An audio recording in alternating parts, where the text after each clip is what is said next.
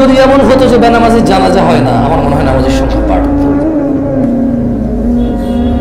যদি এমন হতো বেনামাজির সাথে কেউ মেয়ে বিয়ে দিবে না, ছেলে বিয়ে দেবে না, আমার মনে হয় নামাজি বাড়ত। যদি এমন হতো বেনামাজির সাক্ষী গ্রহণ করা হবে না, কি গ্রহণ করা হবে না? যদি এমন হতো যে বেনামাজি ছেলে তার নামাজি বাবার সম্পদের অধিকার পাবে না, তাইলে মনে হয় নামাজি বাড়ত। এগুলো আমি বলিনি, এগুলো মুহাম্মদ সাল্লাল্লাহু আলাইহি ওয়াসাল্লাম বলছে। বেনামাজি বেওয়ারিশ থাকে, কারো ওয়ারাসাত পায় না। বেনামাজি কি পায় না? নামাজের ওয়ারাসাত পায় না, পৈতৃক সম্পত্তি পায় না। যে ছেলে নামাজ পড়ে না তার বাপের সে পৈতৃক সম্পত্তি পায় না, ইসলামে সে পায় না। সে মারা গেলে তার জানাজার নামাজ হয় না। বেনামাজি জামাই নামাজি বউ বিয়ে টেকে না হিসেবে।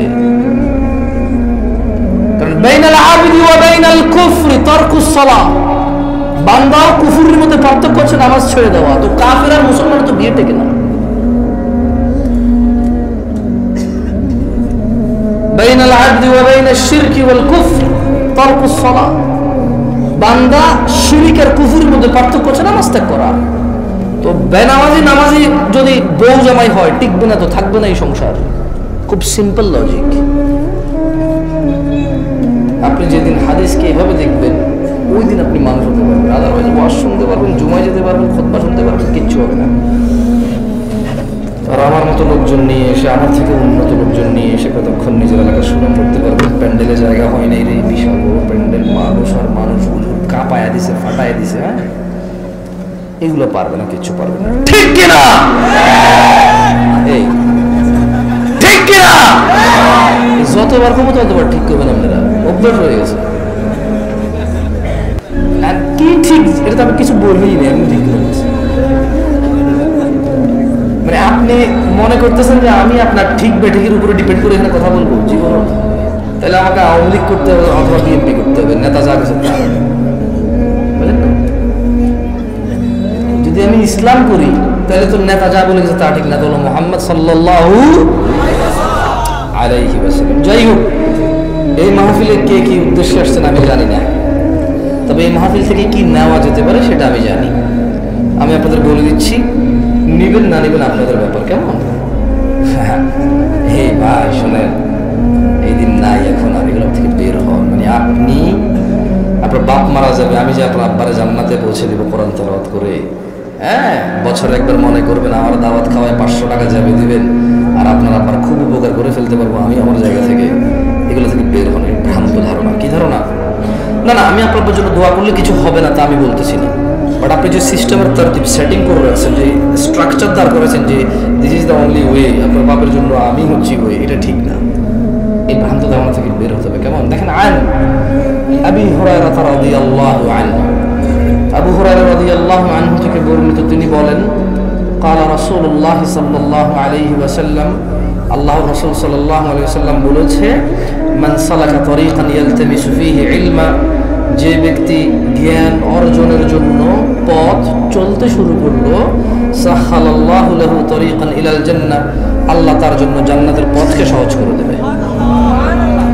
এখন এই মাহফিলে আসা যদি জ্ঞান অর্জনের উদ্দেশ্য হয়, তাহলে যে জান্নাতে যেতে পুলসিরাত পার হইতে হয়, সেই জান্নাতের পুলসিরাত সহজ হবে ইনশাআল্লাহ।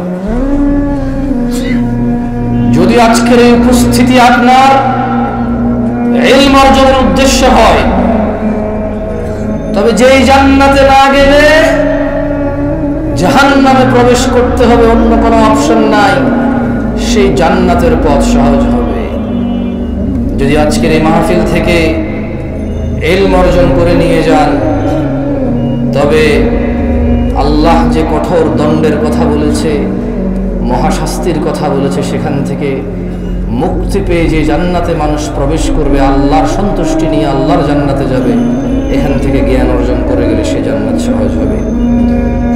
কারা কারা আল্লাহর পরিবারে অন্তর্ভুক্ত হতে চান? আল্লাহ তাআলা কবুল করুন। কেমনে হবেন না শিখে? এমনি হয়ে যাবে কবুল। বলেন কেমনে হবেন আল্লাহর পরিবার? না না, লাম ইয়ালিদ ওয়া লাম ইউলাদ, আল্লাহ কাউকে জন্ম দেয়নি, জন্ম নেয়নি। ওয়া লাম ইয়াকুল লাহু কুফুয়ান আহাদ, ওনার সমতুল্য কিচ্ছু নেই। কিন্তু এর মধ্যে উনি এই পৃথিবীতে মানুষের মধ্যে কিছু মানুষকে ওনার পরিবার বলছে। সুবহানাল্লাহ। কি বলছে? ছেলে সন্তান বলে নাই, কি বলে নাই, বাপ মা বলে নাই, পরিবার বলছে। কি বলছে? عن أنس بن مالك رضي الله عنه قال আনাস ইবনে মালিক রাদিয়াল্লাহু আনহু থেকে বর্ণিত, তিনি বলেন, আপনার চ্যানেলের নাম কি ভাই? হ্যাঁ, অ্যাডভার্টাইজ চালান, মাশাআল্লাহ। আর এখানে ক্যামেরাগুলো কার নাম বলতে চ্যানেল?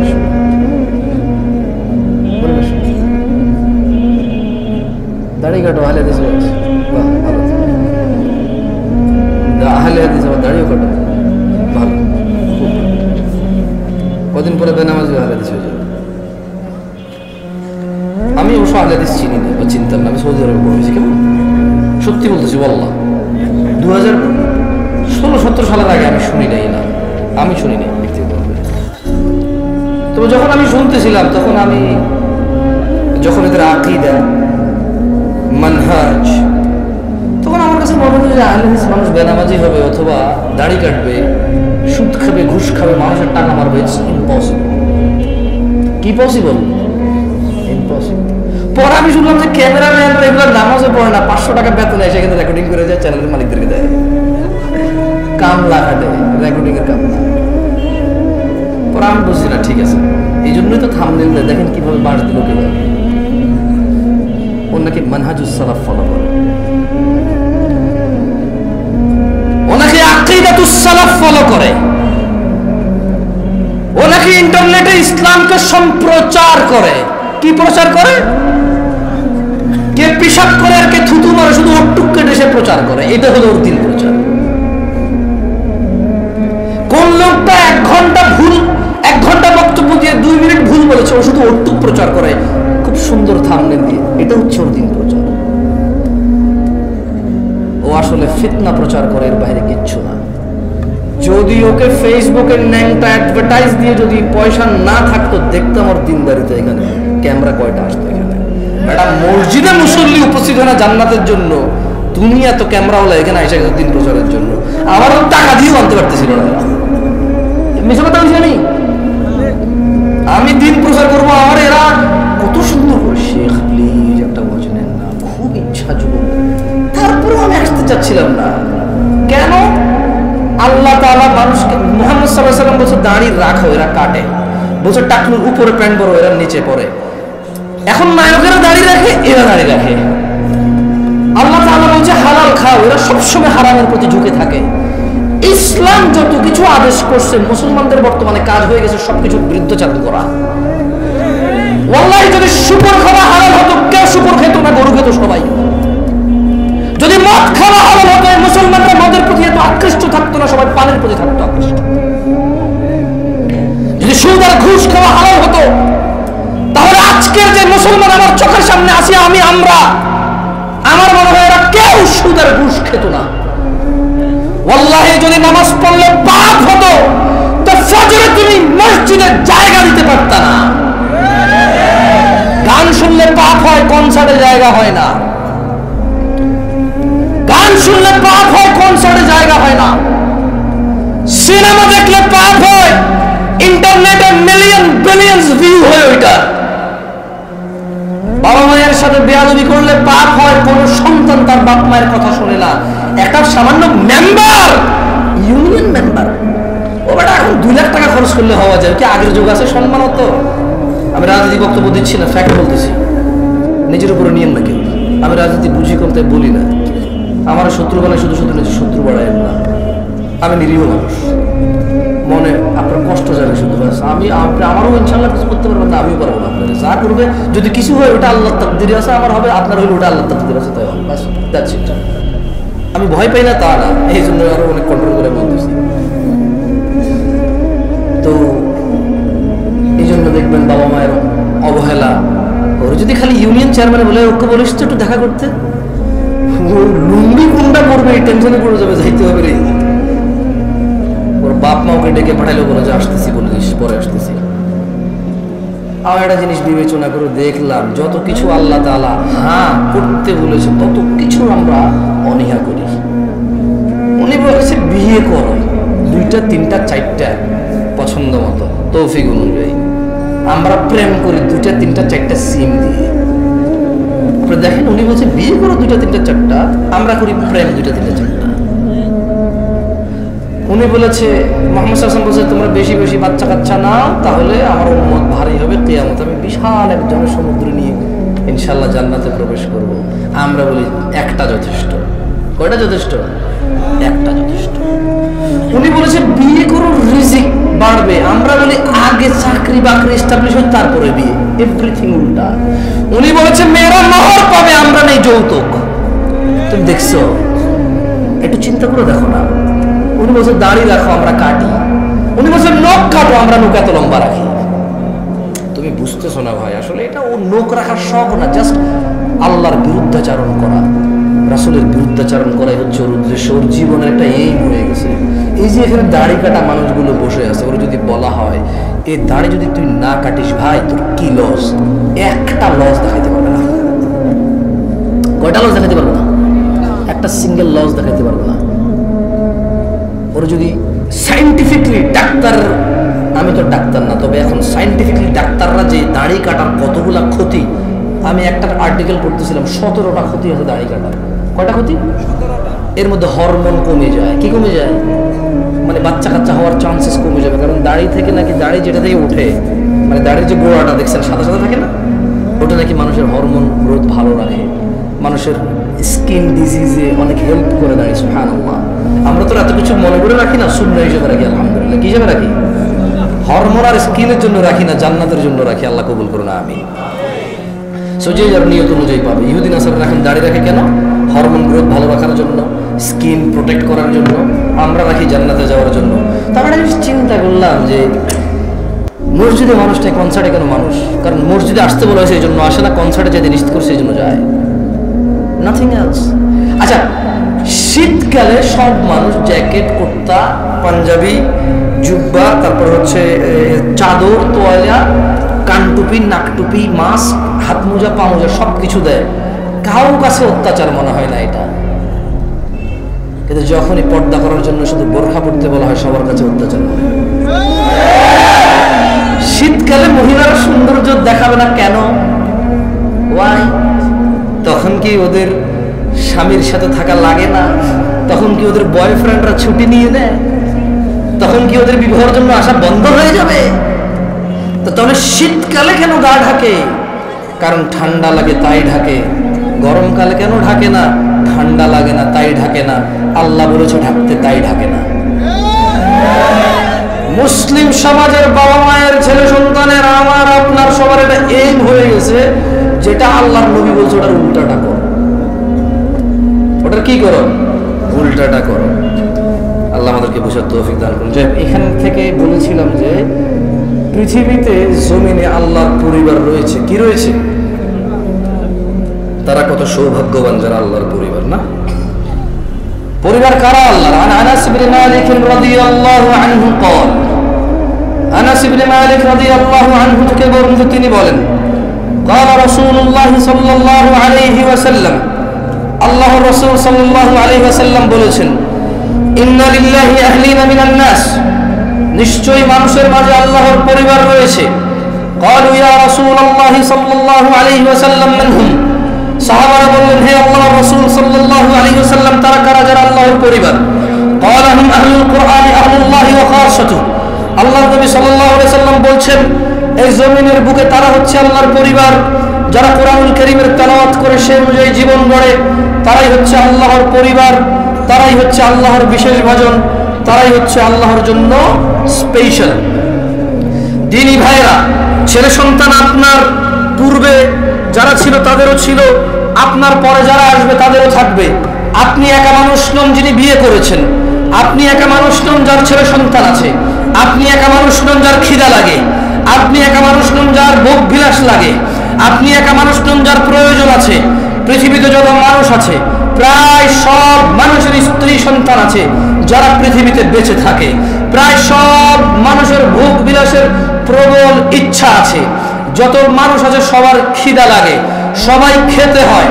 কেউ কিছু খায়, কেউ কিছু খায়, কেউ এটা খায়, কেউ সেটা খায়, কিন্তু খেতে হয়। ছেলে সন্তান এমন কিছু নয় যা আপনি প্রথম মানব, আপনার হয়েছে আর কারো নাই। দেখেন, আপনার দাদার ছিল আপনার বাবা, আপনার বাবার আছেন আপনি, আপনার আছে আপনার সন্তান আব্দুল্লাহ, আব্দুর রহমান, আব্দুল সত্তার, আয়েশা, আসমা, দিবা। আপনার মেয়ে আছে, ছেলে আছে। এরকম আপনার ছেলে মেয়েরও ছেলে মেয়ে থাকবে, তার ছেলে মেয়ের তার ছেলে মেয়ে থাকবে। আপনার ঘর আছে, তার ঘর লাগবে। আপনার জমি আছে, তার জমি লাগবে। কিন্তু দিনী ভাইয়েরা, ভুলে গেলে চলবে না। قال الله تعالى, আল্লাহ তাআলা বলেছে, ইয়া আইয়ুহাল্লাযীনা আমানু, হে তোমরা যারা ঈমান এনেছো, লা তুলহিকুম আমওয়ালুকুম ওয়ালা আওলাদুকুম আন যিকরিল্লাহ, তোমরা তোমাদের ধন সম্পদ, ছেলে সন্তানের মোহে পড়ে আল্লাহর জিকিরকে ভুলে যেও না। ওয়া মান ইয়াফআল যালিক, শুধু সন্তান সন্ততি, কিছু বন্ধু আসে মনে করতে না, কিসের বন্ধু? পানি দিয়ে তো প্লিজ।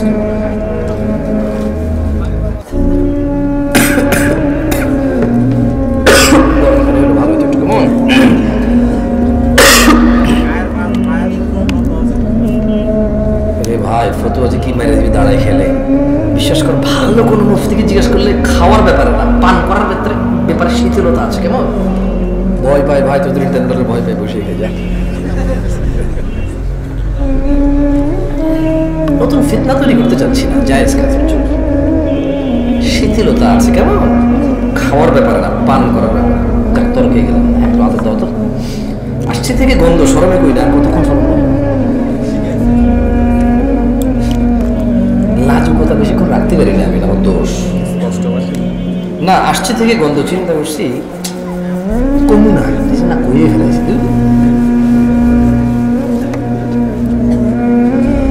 যাই হোক, হে লোক সকল, তোমাদের প্রতিপালককে ভয় করো।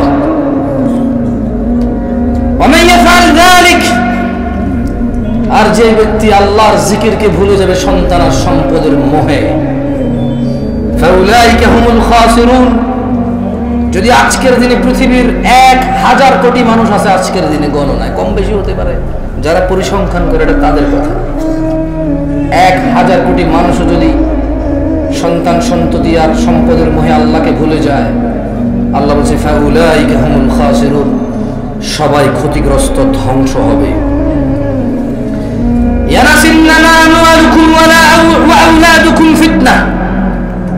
নিশ্চয় তোমাদের সন্তান সম্পদ তোমাদের জন্য পরীক্ষা কেবল। ওয়াল্লাহু ইনদাহু আজরুন আযীম, আর আল্লাহর কাছে যা রয়েছে তা হচ্ছে উত্তম মহাপুরস্কার। ও নরসিংদীর মানুষরা, তুমি একাই বাপ নাকি? তুমি একাই মা নাকি? তোমার একারই বাড়ি গাড়ি লাগবে নাকি? এই পৃথিবীতে যত মানুষ তোমার আগে ছিল সবার লাগতো, তোমার পরে যারা আসবে সবার লাগবে।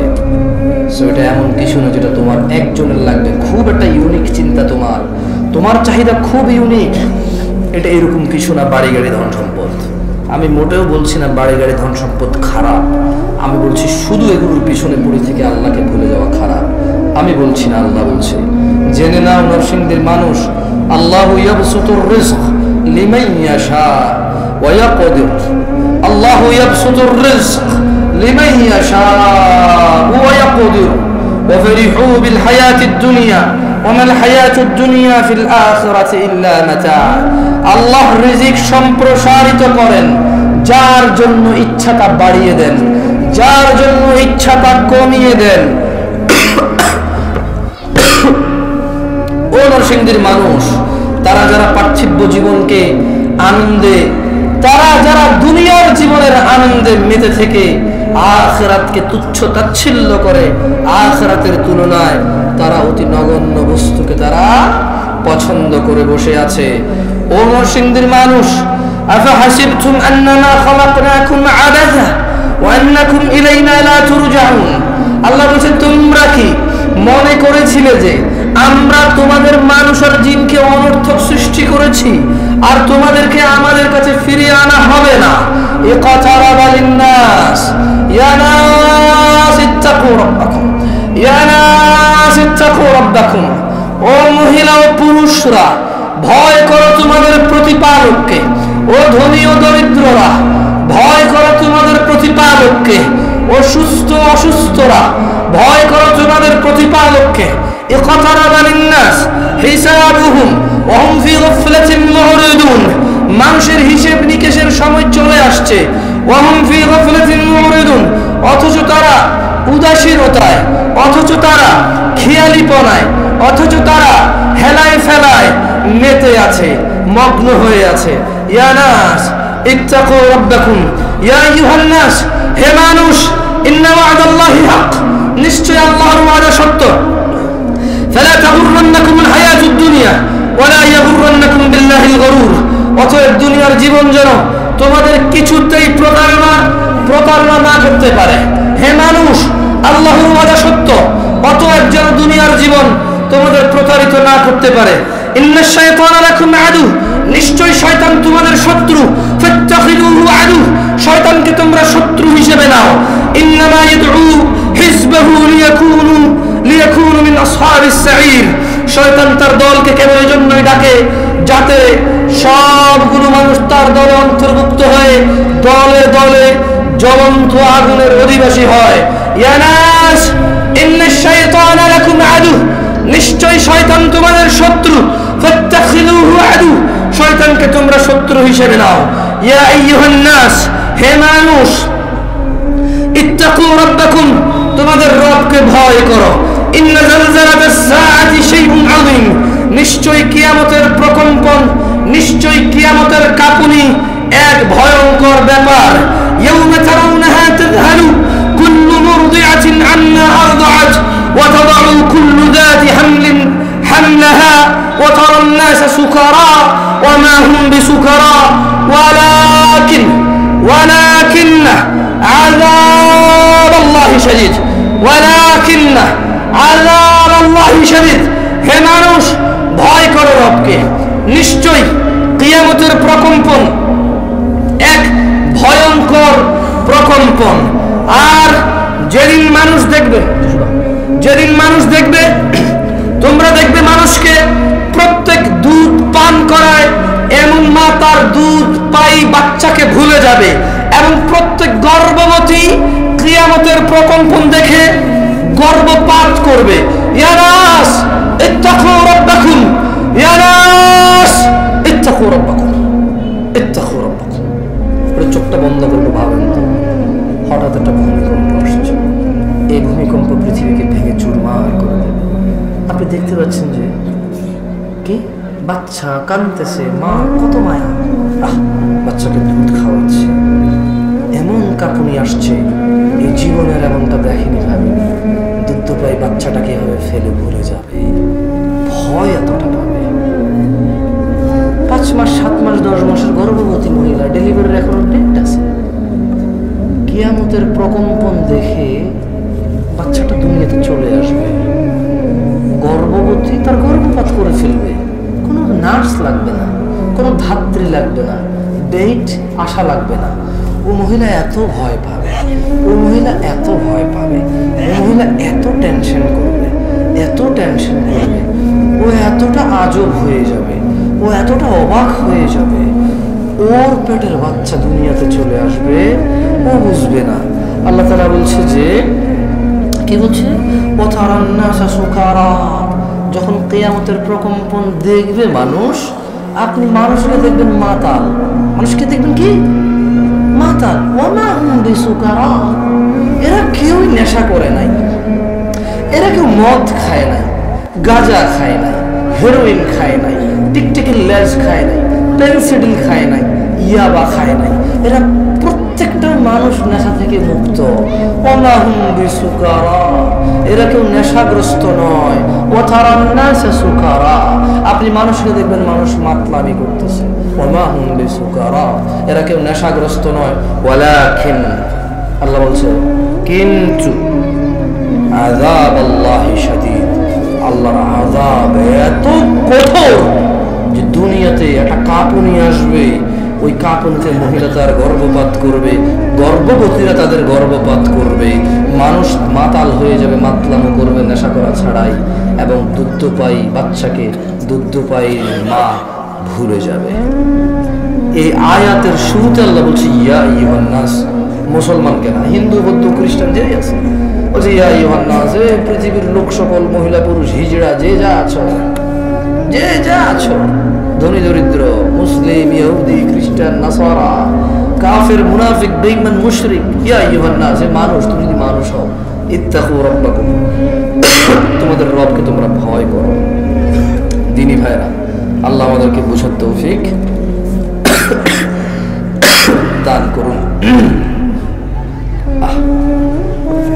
টাইম হয়ে যাচ্ছে, আমি ভাবি অল্প কথা বলতে, টাইম কমে যায়। সুবহানাল্লাহ, সময় বড় মূল্যবান জিনিস না? আজে বাজে দুই চারটা উদাহরণ উদ্ধৃতি একটু হাসি তামাশা করতে করতে কখন 20 মিনিট চলে গেছে বুঝা যায়নি। আর 20 মিনিট কথা বলেছি সর্বোচ্চ, মাত্র 20 মিনিট। আল্লাহ ক্ষমা করে না।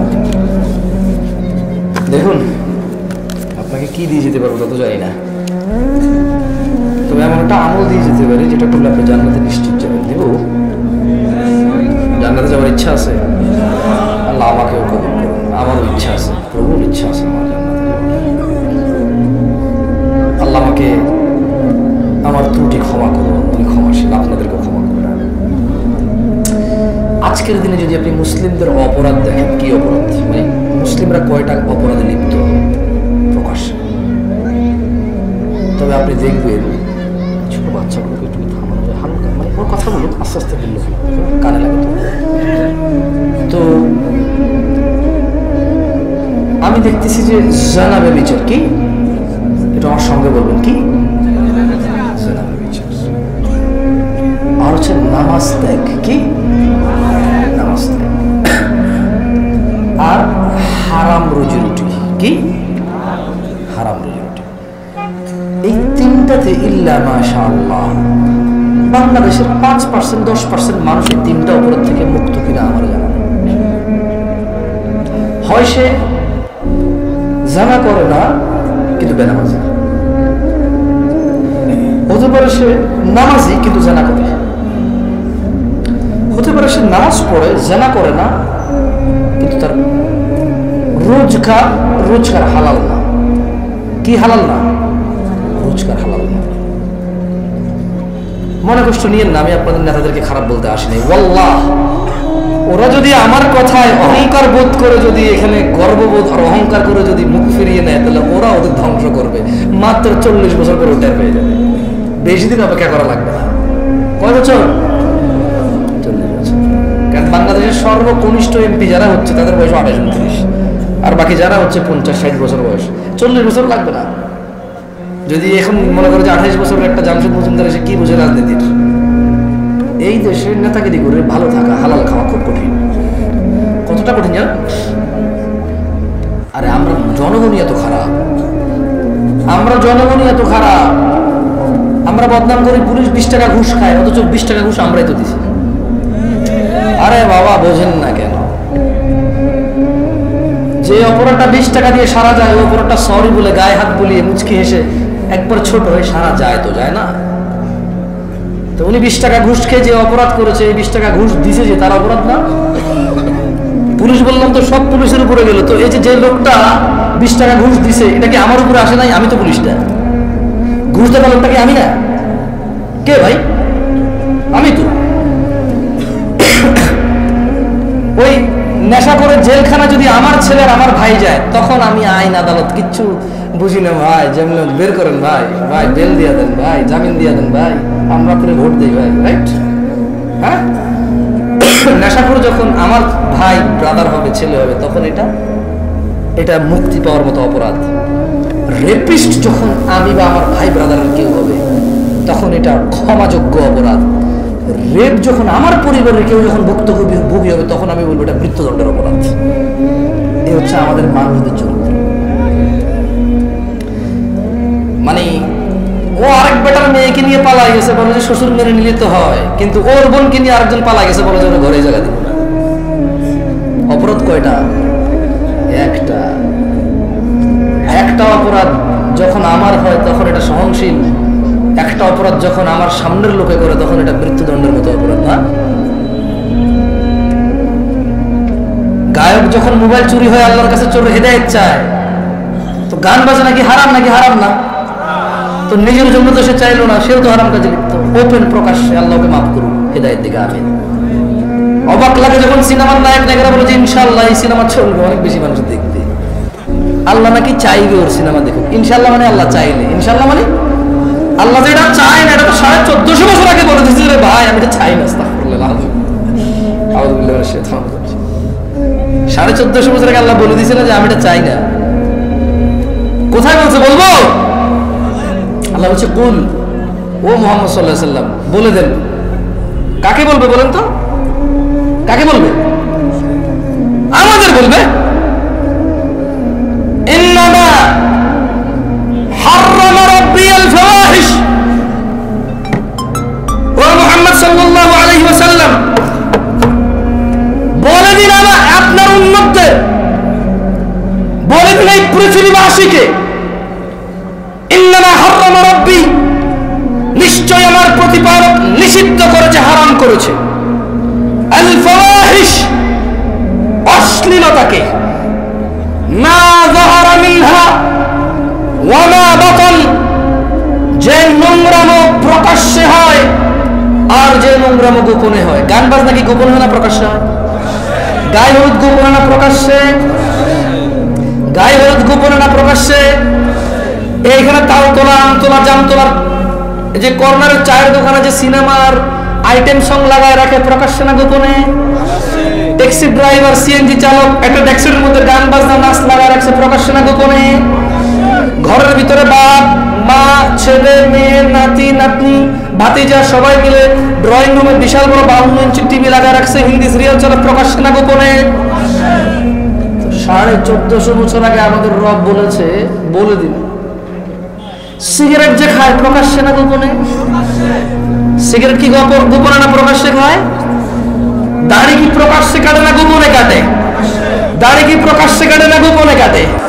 দাড়ি কি প্রকাশ্যে কাটে না গোপনে কাটে? টাকুর নিচে প্যান্ট কি প্রকাশ্যে না গোপনে? টাকুর নিচে প্যান্ট কি প্রকাশ্যে না গোপনে? ওই যে মহিলা এইভাবে খালি গায়ে হাঁটে, প্রকাশ্যে না গোপনে?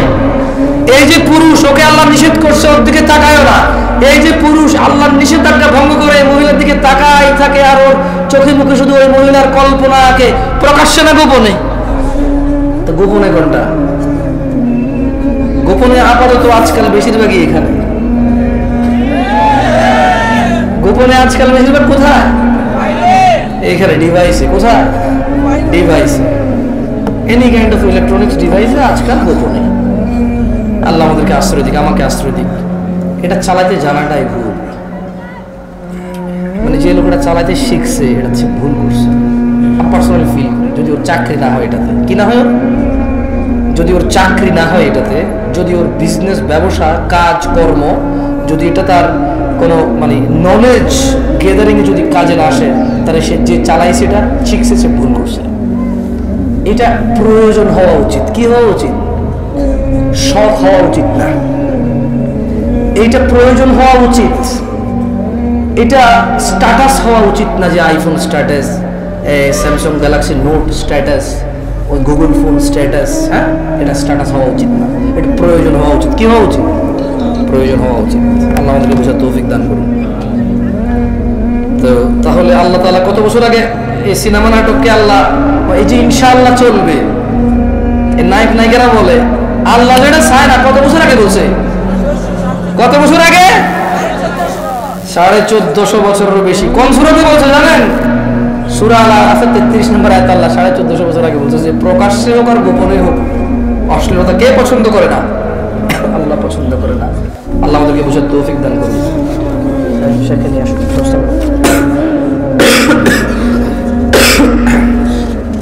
একটা হাদিস পড়াবো, পড়বেন? পড়বেন নাকি? দেখেন আপনার কাজে আসে কিনা। পড়লে কি হবে জানেন? এখন তো ধরেন গত 20 বছর ওয়াজ শোনেন, কিছু মুখস্থ না আছে। আজকে পড়াই দিয়েছি, আল্লাহ বাসালে যদি ভবিষ্যতে আবার কখন আসার সুযোগ হয় আবার একটা পড়াবো। কেমন? কারা কারা পড়বেন হাত তুলেন তো। অনেকক্ষণ থেকে চুপ আপনারা, ঠিক না? আর অভ্যাস করা, মাঝে মধ্যে হুজুরা বলে ঠিক কিনা। এই মুসলিম বাঙালি কিছু কথা বলতে পারে, বেশিক্ষণ চুপ থাকতে পারে না। প্লাস্টিকের প্যাড ফাইটা যাবে পরে। সবাই একটু উঠে উঠে দাঁড়ান তো। আমি অনেক দাঁড়াইছি, উঠে দাঁড়ান, কষ্ট দেবো না। দাঁড়ান দাঁড়ান দাঁড়ান,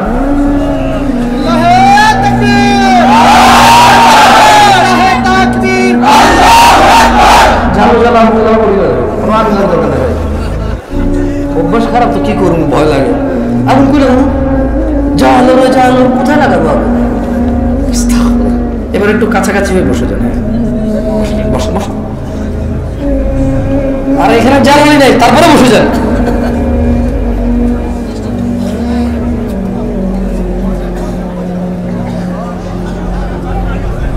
দেখো কত কথা পেটে জমছে, দেখছো কি অত্যাচার করতেছিল আমাদের।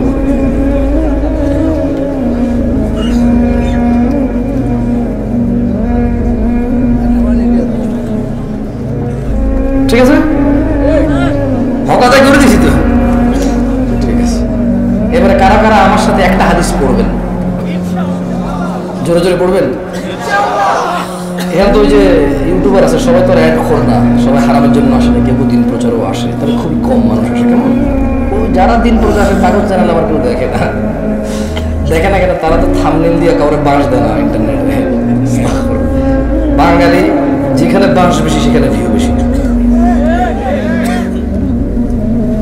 সেই হিসেবে বরিশালের লোক ফেমাস হওয়ার কথা। আমি কখনো ওয়াজে যাইনি, যাবো ইনশাল্লাহ, দাওয়াত আসে অনেক, যাবো একদিন। ঠিক আছে, একটা হাদিস পড়বো। কেমন ছেলে পেলে ভিডিও টিডিও করে তো, আপনারা এখানে 200-400 মানুষ হবেন হয়তো, আমি জানি না, আমার আন্দাজ নেই, এগুলো ব্যাপারে তো আইডিয়া নেই। তবে ইন্টারনেট আরও অনেক মানুষ, যদি আপনারা পড়েন সুন্দর করে, তারা হয়তো তারাও পড়বে। তোমরা যারা ভিডিওটা ছাড়বো এই হাদিসের, অবশ্যই অংশটুকু ছাড়িও, যে আমি বলতেছি সঙ্গে পড়েন, তাহলে যাতে যে ভিডিও দেখবে সে যাতে সঙ্গে পড়ে মুখস্থ করে ফেলে। কেমন? আমি আগে বলবো, থামলে আপনারা বলবেন। মক্তব, মক্তব বোঝেন তো? মক্তব বলেন। আন আন আয়েশা, عن عائشة رضي الله عنها رضي الله عنها عن عائشة رضي الله عنها عن عائشة رضي الله عنها أن رسول الله صلى الله عليه وسلم أن رسول الله صلى الله أن رسول الله صلى الله عليه وسلم قال عائشة رضي الله عنها থেকে বর্ণিত, তিনি বলেন, আল্লাহর নবী সাল্লাল্লাহু আলাইহি ওয়াসাল্লাম বলেছেন। কে বলেছে? কে বলেছে? কে বলেছে? বর্ণনাকারীকে? বর্ণনাকারীকে কে বলেছে? বলেছে বলেন, ইয়া উম্মাতা মুহাম্মদ, ইয়া উম্মাতা মুহাম্মদ, মা আহাদুন মা আহাদুন, ইয়া উম্মাতা মুহাম্মদ, মা আহাদুন আগিয়ারা মিন আল্লাহ, ইয়া উম্মাতা মুহাম্মদ, হে উম্মতে মুহাম্মাদিরা সাল্লাল্লাহু আলাইহি ওয়াসাল্লাম, মা আহাদুন আগিয়ারা মিন আল্লাহ,